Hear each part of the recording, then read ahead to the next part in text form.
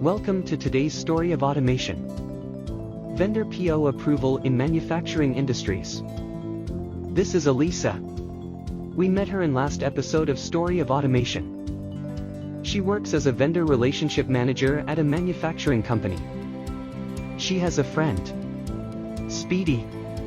It is an RPA bot who does all her repetitive work 24/7.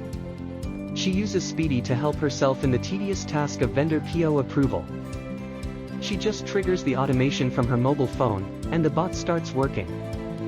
The bot verifies the requirement, budget and documents received from a business unit for a PO. If approved, a purchase order is prepared based on the requirements. It includes details like vendor's information, PO number, order details, shipping instructions, payment terms, etc. This PO is sent to the vendor.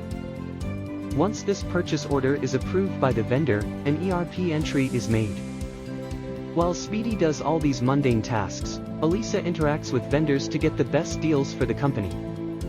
After all, a human's job is to do meaningful things. Does this excite you? We work to take the robot out of a human. EmergeFlow, making the life easier with the power of automation.